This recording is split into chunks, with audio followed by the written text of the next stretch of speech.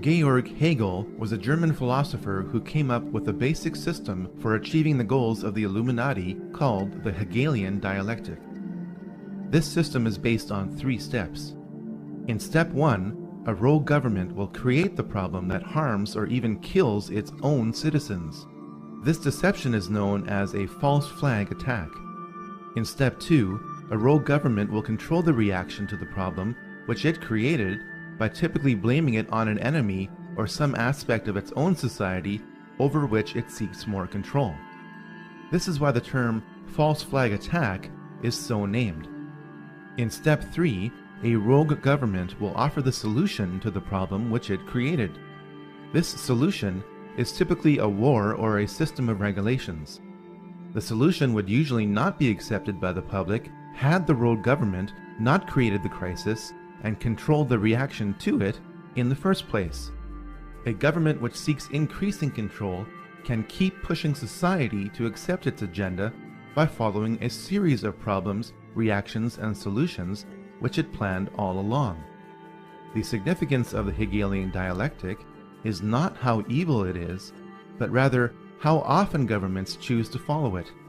There has not been a major war in the 20th and 21st centuries that does not follow the Hegelian dialectic.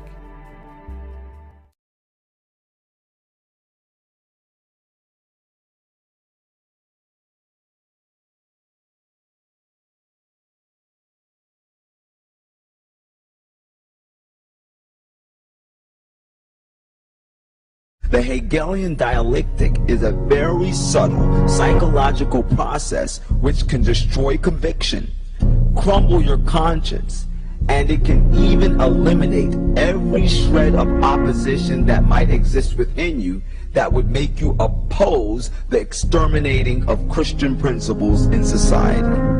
And what is so sick about it is that it is very simple. It is a process which involves 3 phases, which are thesis, antithesis, and synthesis. The first phase of the Hegelian dialectic is simply presenting the thesis. A thesis is simply the ideologies or the beliefs of a group or of an individual. After this phase is completed, then phase 2 begins, which is the presentation of the antithesis. The antithesis is a completely opposite view from the beliefs or ideals presented in the thesis. This is done to confuse the thoughts of the dissenter or the target group. Then, when phase 2 is completed, phase 3 is initiated, which is the presentation of the synthesis. The synthesis is a compromise between the 2 radically opposed ideals or beliefs that were presented in the thesis and the antithesis, which brings about a completely new belief system.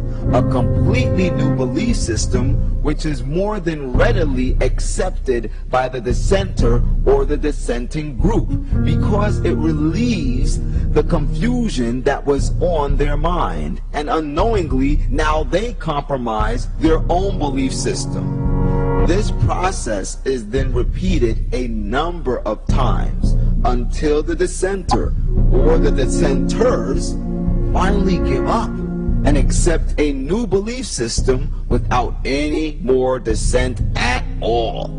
And this is the process that the occult New Age movement is using to destroy Christian principles, Christian values, and to initiate in our society values that are wholly demonic and corrupt in their nature. And we'll get into this later. The method they use is that of the Hegelian dialectic. Thesis played against antithesis leads to a synthesis. In other words, for Hegel, for history to make progress, you have to have conflict.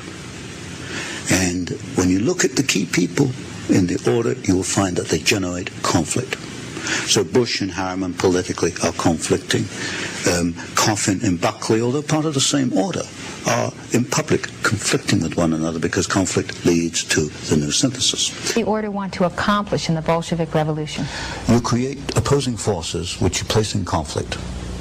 Out of conflict, you've got profit,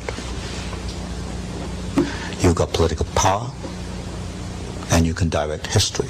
And if you look at the writings, for example, of the Trilateral Commission, they talk openly in the Trilateral Commission about managing conflicts, not solving conflicts, but managing conflicts. Conflict management, that's the cry. So they got the profit, the power, and the management. Where do they want to steer history through the Bolshevik Revolution? They wanted to set up, and they did, two opposing forces. Out of that came World War II.